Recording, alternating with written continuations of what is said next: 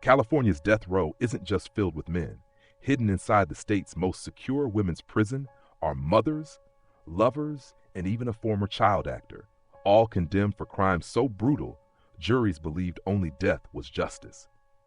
In this video, we're pulling back the curtain on the women awaiting execution in California and the shocking stories that sealed their fate. Rosie Alfaro. It was June 1990 in Anaheim, California. 9-year-old Autumn Wallace was home alone.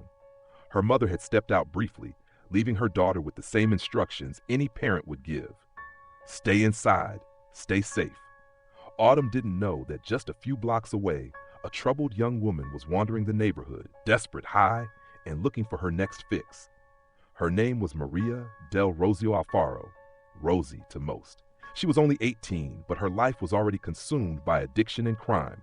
Rosie knew the Wallace family. In fact, Autumn's older sister had been her friend. So when Rosie knocked on the door, the little girl recognized her. Trust outweighed caution. Autumn opened the door. What happened next was swift and merciless.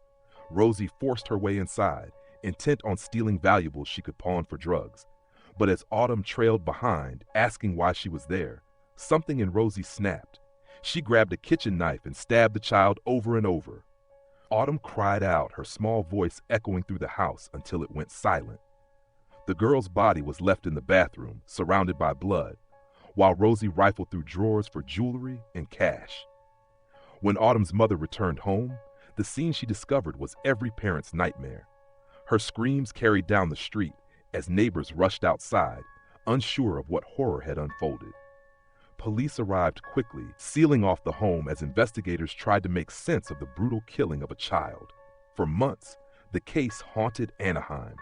Who could have done such a thing? The breakthrough came when Rosie, arrested on unrelated charges, began talking. Friends and acquaintances came forward, recounting how she had bragged about killing a girl during a burglary. Investigators connected the dots, and Rosie was arrested for Autumn Wallace's murder. In court, the details stunned jurors. Prosecutors laid out how Rosie's drug addiction drove her into a frenzy, how she betrayed a child's trust, and how she carried out the killing with cold determination. The defense painted her as a lost teenager, spiraling out of control and incapable of making rational choices. But the jury saw the crime for what it was, a deliberate and savage act. In 1992, Rosie Alfaro became the first woman in Orange County sentenced to death. Today, she remains under a death sentence at the Central California Women's Facility in Chowchilla. If executions were ever resumed in California, her fate would be lethal injection. But for now, she waits, decades later, as Autumn's memory lingers with her family, frozen in time as a bright 9-year-old who never had the chance to grow up. Rosie's story reminds us how trust can be exploited, how addiction can destroy lives beyond the addict's own, and how one impulsive act of violence can ripple through generations. And yet, as chilling as this case is, the next story may be even harder to hear. It involves a mother, not a stranger, and 3 small children who never woke up again. Socorro Caro. It was the night of November 22, 1999, in the quiet suburb of Goleta, California. Inside a modest home, 3 young boys, ages 11, 8, and 5, were tucked into their beds. The kind of scene most families treasure. Children drifting off to sleep, the house wrapped in silence. But that silence would soon turn into something unthinkable. Their mother, Socorro Caro, sat awake, a pistol in her hand. To outsiders, she seemed like a struggling but ordinary woman, divorced, trying to balance life with her children. But behind closed doors, bitterness had festered. Her marriage had collapsed, and her rage toward her ex-husband grew darker by the day. Prosecutors later said it was this anger, combined with her despair, that led her to a decision no one could comprehend. One by one, she walked into her son's bedrooms. She aimed the gun at their sleeping bodies and pulled the trigger. Each boy was killed as he slept, never opening his eyes to the horror. When she was finished, Socorro turned the gun on herself, firing a shot into her head. But unlike her children, she survived. The discovery was almost too much to bear. Relatives rushed to the house after calls went unanswered, only to find a crime scene that defied all sense of reason. 3 young boys executed in their beds. Their mother, alive but wounded, lying amid the aftermath. Neighbors wept openly in the street. Law enforcement officers described it as one of the most haunting cases they had ever walked into. As investigators pieced the story together, they found chilling clues. Days earlier, Socorro had written letters hinting at her intentions. It was less about despair, they argued, and more about revenge, an act meant to punish her former husband in the most devastating way possible. Her trial gripped California. The defense tried to argue mental illness, depression, and the impact of her failed marriage, but the prosecution painted her as cold and calculating. Jurors listened to the details of how the boys were shot as they slept, how their lives ended without a chance to cry out. When the verdict was read, the courtroom held its breath. Socorro Caro was convicted of first-degree murder and sentenced to death. Today, she remains in Chowchilla, one of fewer than 24 women in California condemned to die. If the state ever resumes executions, her punishment will be lethal injection. Yet even without the execution chamber, she lives every day with the title few mothers could ever bear, the woman who murdered her own children. The case left behind a trail of questions that may never be answered. How could a mother do this? What kind of fury or despair leads to such betrayal? And how do families rebuild after a tragedy that wipes out 3 young lives in a single night? If this story is disturbing, the next is unsettling in a different way. A woman who turned a string of robberies into a series of killings, leaving office parks across California marked by fear. Celeste Carrington. In March of 1992, Celeste Simone Carrington carried a pistol into a Palo Alto office building. She wasn't there for business. She was there for money. A simple robbery, she thought. But when a security guard stood in her way, she raised the gun and fired. One shot. He collapsed, and with that pull of the trigger, her crimes crossed a line from theft into murder. Less than 2 weeks later, she struck again. Another office, this time in Campbell. A woman working late into the evening was in the wrong place at the wrong time. Carrington pulled the trigger once more, ending her life without hesitation. The Bay Area was left reeling. These weren't drug corners or dark alleys. These were office parks, places people walked through every single day. Now no one felt safe. Police began connecting the dots. The robberies all seemed similar. Office parks, employees or guards, and a woman carrying out the crimes with chilling calm. Witnesses described her as young, no older than 22 or 23, with an almost casual demeanor. Ballistics confirmed what detectives suspected. The same gun linked both killings. And soon, stolen property from the scene surfaced, tying Carrington directly to the crimes. Her capture didn't come with a dramatic standoff. It was the evidence, plain and undeniable, that led detectives to her. Jewelry, belongings, and her own associate's testimony sealed the case. She hadn't been clever, just reckless. And once she started pulling the trigger, there was no turning back.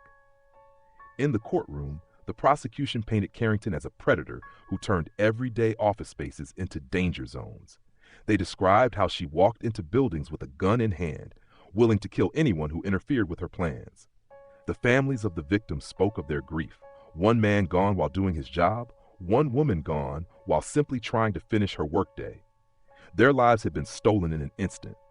The defense argued she was young, desperate, and influenced by circumstances beyond her control. But the jury was unmoved. The killings weren't accidents or split-second mistakes. They were deliberate choices. In 1994, Carrington was convicted and sentenced to death. History was made. She became the first black woman ever condemned to California's death row. Now, more than 3 decades later, Celeste Carrington remains in Chowchilla at the Central California Women's Facility. Like the other women awaiting execution, she lives under a sentence that may never be carried out, as California's death penalty remains on hold. But her crimes are not forgotten. For 2 families, there's no parole from grief, no pause button on loss. Celeste's case is remembered not because of its complexity, but because of its blunt force. 2 robberies, 2 murders, 2 lives erased in seconds.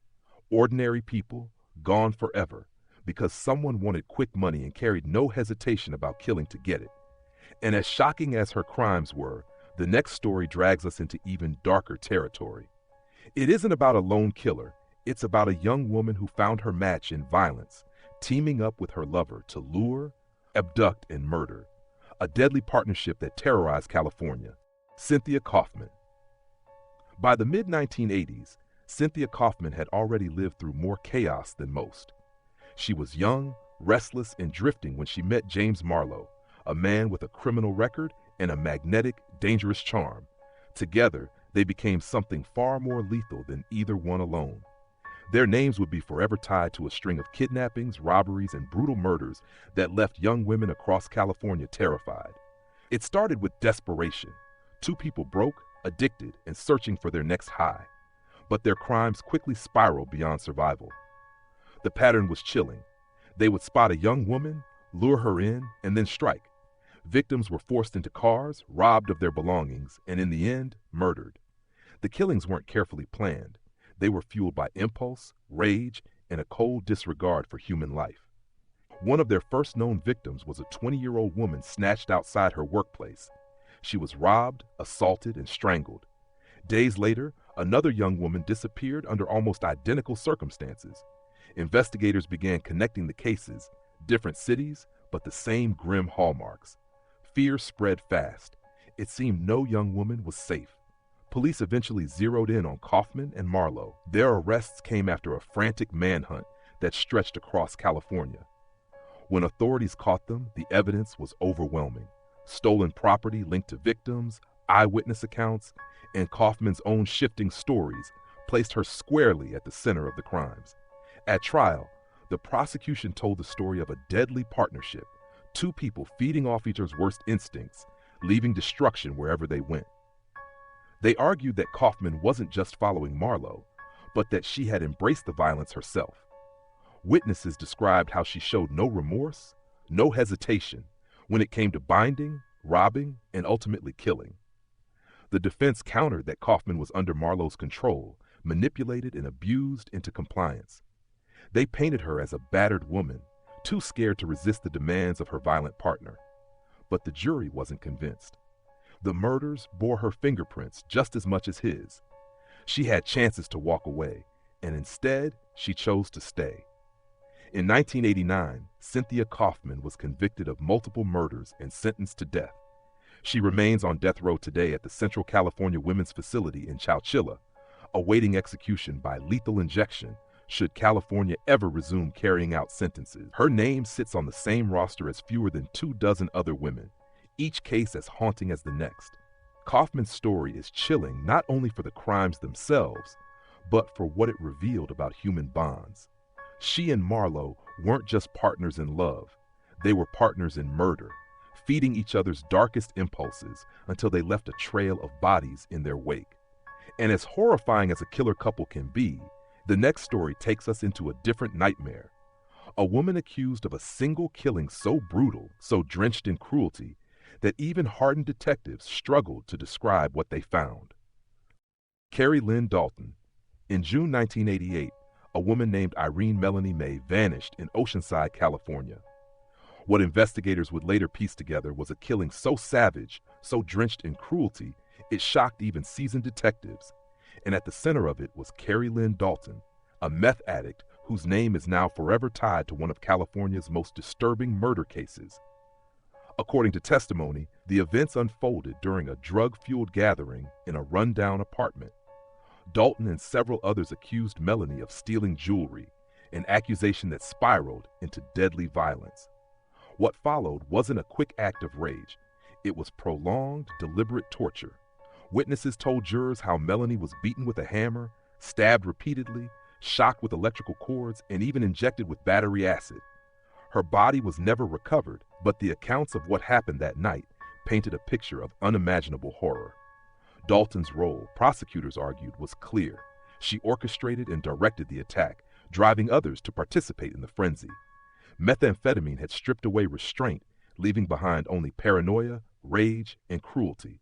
The motive was as senseless as the crime itself. Anger over missing jewelry turned into an excuse for murder. For years, the case simmered. It wasn't until 1995 that Dalton stood trial. In court, the testimony was almost unbearable. Jurors listened as witnesses described Melanie's final moments, the sadistic methods used to end her life, and Dalton's chilling lack of remorse. The defense tried to undermine the credibility of the witnesses, pointing out their drug use and criminal histories. They argued the story was unreliable, built on the words of addicts desperate to save themselves, but the jury believed enough of it to convict. In 1995, Carrie Dalton was sentenced to death for first-degree murder with special circumstances of torture. The sentence reflected not only the act of killing, but the extreme brutality that surrounded it. To this day, Dalton remains on California's death row at the Central California Women's Facility in Chowchilla. She has long maintained her innocence, claiming she was railroaded by unreliable witnesses and a justice system eager for a conviction without a body. Her case has become a point of debate for death penalty opponents, some arguing that a sentence of execution should not rest so heavily on testimony from other drug users. Still, the record stands. Dalton's name is tied to one of the most grotesque murders in California history. The story of Melanie May, a woman erased in such a cruel way, lingers as a reminder of how drugs and violence can combine into something almost unthinkable. And while Dalton's case was marked by brutality carried out in a haze of methamphetamine, the next story carries a different kind of chill. It involves a young woman with a past in Hollywood, an actress who once appeared on Power Rangers, and a crime that played out not in a hidden apartment, but on the open waters of the Pacific. Skylar Deleon. Skylar Deleon once dreamed of fame. As a child actor, he even had a brief appearance on Power Rangers. But by his 20s, the Hollywood dream had long collapsed. Behind the smile was a man drowning in debt, desperate for money, and willing to kill to get it. That desperation led to one of California's most infamous murder cases, the yacht killings of Tom and Jackie Hawks. The Hawks were living a dream of their own. Retired, adventurous, and deeply in love, they had sold nearly everything to buy a 55-foot yacht named the Well-Deserved. It was their pride, their home, and their ticket to freedom on the sea. In November 2004, they listed it for sale. That's when Skylar Deleon came calling. He arrived at the marina in Newport Beach with his pregnant wife, Jennifer, playing the role of a serious buyer. On the surface, they seemed like an ordinary young couple looking to start a new chapter. Tom and Jackie agreed to take them out for a sea trial, a decision that would cost them their lives. Once they were miles off the coast, the plan unfolded. Skylar, along with accomplices, overpowered the Hawks. They forced the couple to sign documents giving up control of the yacht. But that wasn't enough. To erase all traces, the killers bound Tom and Jackie, tied them to an anchor, and threw them into the Pacific Ocean, alive. The Hawks' final moments were spent gasping for air in the dark, cold water as the yacht sailed away. Their bodies were never recovered. Back on shore, Skylar and his accomplices thought they had pulled it off. But greed left a trail. The forged documents raised suspicions, and when the Hawks suddenly vanished, investigators quickly looked to the last people who had seen them. Witnesses placed Skylar at the marina. Financial records exposed his desperate state. Piece by piece, the evidence closed in. When police finally confronted him, Skylar's Hollywood past meant nothing. The public was stunned.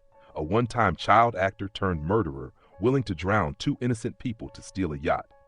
At trial, the details horrified the jury. Prosecutors described the killings as cold, deliberate, and beyond cruel. The defense tried to argue that Skylar was manipulated, a lost soul caught in desperate circumstances. But the jury didn't buy it. In 2008, Skylar Deleon was sentenced to death. Today, he sits in Chowchilla under a sentence of lethal injection if executions resume in California.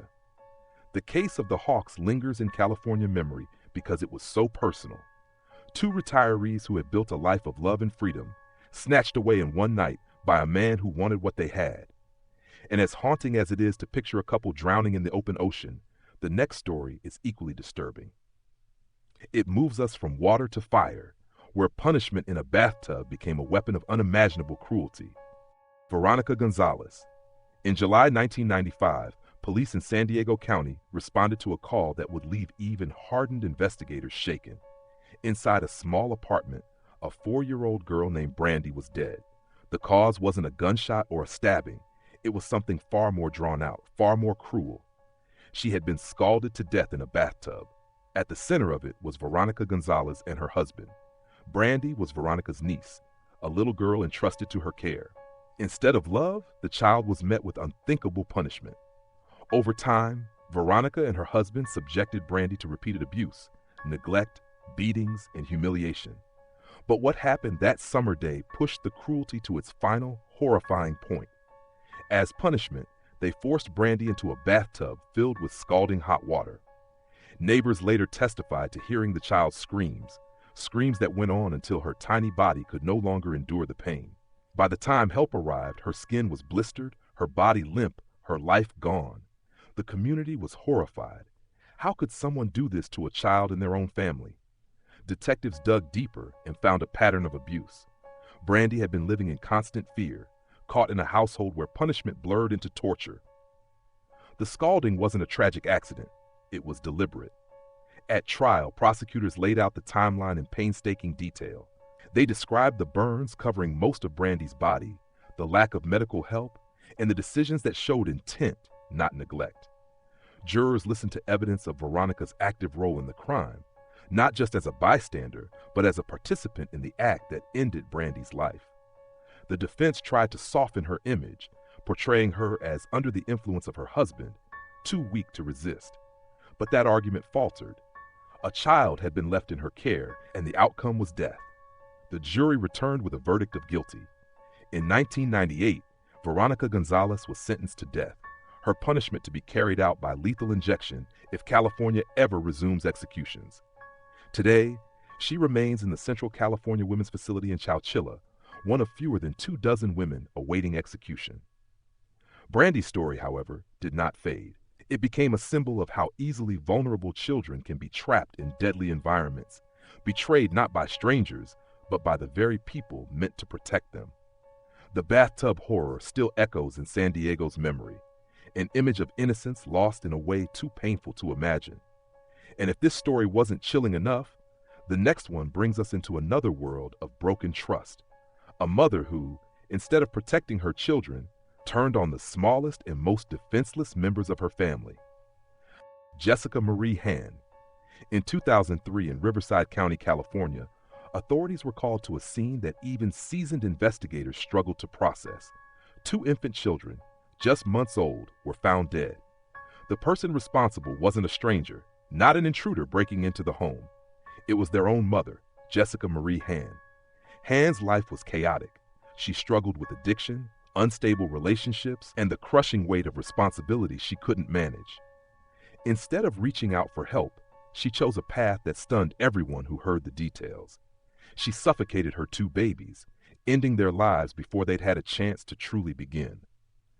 For prosecutors, the case was both heartbreaking and enraging. They argued Hand acted deliberately, carrying out the killings as a twisted form of control and escape. Witnesses described her erratic behavior leading up to the murders, her inability to cope, and the absence of remorse afterward. The babies never stood a chance. At trial, the defense tried to cast Han as a deeply troubled woman, overwhelmed by mental illness and drug dependency. They pleaded for mercy, suggesting she was not fully aware of her actions. But jurors couldn't look past the cruelty of suffocating 2 defenseless infants. The crime was intimate, requiring intent every second it was carried out. In 2014, Hand was convicted and sentenced to death. For the families left behind, the grief was impossible to measure. 2 young lives, erased by the very person meant to protect them. Relatives described the babies as joyful, innocent, and full of potential, their futures stolen before they could take their first steps. The courtroom sat heavy as victim impact statements were read aloud, the voices of family members cracking under the weight of loss. Today, Jessica Hand sits in Chowchilla, one of fewer than 24 women under sentence of death in California. If executions were ever reinstated, her punishment would be lethal injection. Until then, she spends her days among other women whose names carry equally dark legacies. Cases like Hand's ignite some of the most difficult questions about justice, punishment, and the role of mercy. Was she a monster who acted with full intent, or was she a broken woman spiraling under the weight of untreated illness? The jury made its decision, but the questions linger. What cannot be questioned is the outcome. 2 infants, whose lives had barely begun, were silenced forever, and their mother, the one person meant to shield them from harm, became their executioner. As haunting as that betrayal is, the next case is infamous for something different. Not only the act of murder, but the fact that pieces of it were caught on tape. A crime so graphic that even jurors admitted the evidence would never leave their minds. Lynn Mich. In December 1997, 22-year-old Vanessa Leigh Sampson vanished near Pleasanton, California. She was young, bright, and full of life. But her disappearance wasn't a random accident. It was the result of crossing paths with one of the most sadistic criminal pairs the state has ever seen. At the center of it was Lynn Mich, alongside her partner, James DeVaggio. The two weren't just killers. They were predators who took pleasure in planning, abducting, and destroying lives. On the day Vanessa disappeared, Mich and DeVaggio prowled the streets in a motorhome rigged with restraints and tools designed for torment. They spotted her walking, lured her inside, and once the doors closed, there was no escape. What followed was torture so brutal that describing it in court left jurors visibly shaken. Vanessa was bound, sexually assaulted, and raped repeatedly. Mich wasn't a bystander. She actively participated. Worse still, they recorded parts of the abuse, creating evidence so graphic that even experienced investigators admitted it was almost unbearable to watch. The video showed not only Vanessa's suffering, but Mich's chilling lack of humanity. After hours of torment, Vanessa was murdered. Her body was abandoned, discarded like trash, while Mich and DeVaggio drove away in their motorhome. But the evidence they left behind, from DNA to the videotape, ensured that the horror they inflicted could not be hidden. When police arrested the couple, they uncovered the recording. Jurors would later describe it as one of the most damning pieces of evidence they had ever seen. It wasn't speculation or conflicting testimony. It was proof, captured on tape, of a young woman's final hours and the cruelty she endured. In court, the prosecution argued there was no room for doubt. Mich wasn't coerced, wasn't manipulated. She was a willing partner in the crime. The defense tried to soften her role, suggesting DeVaggio was the dominant force, but the tape destroyed that claim. Jurors watched her participate, her actions deliberate and chilling. The verdict was swift. In 2002, Lynn Mich was sentenced to death. Her partner received the same fate. Both now sit condemned, awaiting execution by lethal injection if California ever reinstates the practice. For Vanessa's family, justice came in the form of convictions, but closure remained elusive. No sentence, no punishment could erase the memory of what was stolen: a daughter, a friend, a life with endless potential. Mich's case stands as one of the darkest in California's death row history, remembered not only for the brutality, but for the undeniable evidence that showed every horrific detail. And as horrifying as that recording was, the next story cuts just as deep. But this time, the violence wasn't carried out by strangers. It came from inside a family home where a woman's desire for freedom led her to wipe out her entire household in one night. Manling Williams. On a summer night in 2007, in the quiet Los Angeles suburb of Rowland Heights, police were called to a home that looked perfectly ordinary from the outside. Inside, they found a scene of devastation so extreme that even veteran officers struggled to make sense of it. 3 members of the Williams family were dead, the father brutally stabbed, the 2 children smothered in their beds. The killer was not an intruder. It was the wife and mother, Manling Williams. Manling was just 27 years old. To neighbors, she seemed like any other young mother, juggling family responsibilities while her husband Neil worked hard to provide. But beneath the surface, the marriage was crumbling. Manling later admitted she felt trapped, resentful, and suffocated by the life she was living. Instead of leaving, she chose annihilation. Her husband was the first victim. As Neil slept, Manling attacked him with 2 knives. By the time she was done, he had been stabbed 97 times. The ferocity of the attack shocked investigators. It was personal, frenzied, and relentless. But she wasn't finished. Walking into her children's bedroom, she pressed pillows down over their tiny faces until their cries stopped. Her 2 boys, ages 7 and 3, never woke again. When police questioned her later that morning, her story unraveled quickly. She claimed to have come home and found the murders, but detectives noticed inconsistencies. There were no signs of forced entry. Her clothing showed traces of blood, and her demeanor was eerily calm for a woman who had supposedly just lost her entire family. Confronted with mounting evidence, Manling confessed. She said she killed Neil because she no longer loved him and resented the life they had built together. The children, she admitted, were murdered because she didn't want them to suffer after their father's death. To prosecutors, it was cold logic twisted into cruelty. The trial exposed the depth of the betrayal. Family members took the stand, describing the shock of losing not just Neil and the children, but also facing the reality that the killer was someone they had loved and trusted. Prosecutors described Manling as calculating and heartless, noting that she even logged onto MySpace hours after the murders, posting messages to friends as if nothing had happened. The jury took little time to decide her fate. In 2010, Manling Williams was convicted of 3 counts of first-degree murder. The special circumstances of multiple murder and the sheer brutality of the acts left them with only one conclusion: death. She was sentenced to execution by lethal injection. Today, she remains in Chowchilla among the small group of women on California's death row. For the families left behind, the grief never faded. Neil's parents lost not only a son and grandchildren, but also the daughter-in-law they had once embraced. The crime is remembered as one of the most shocking family massacres in Southern California's history. A night when a home that should have been a place of safety became a place of unimaginable horror. These women's stories reveal crimes so haunting that juries chose the ultimate punishment. But with California's execution moratorium, they now live out their sentences in Chowchilla, a stark reminder of justice delayed but never erased. If you found this video eye-opening, don't forget to like, share, and subscribe for more true crime content.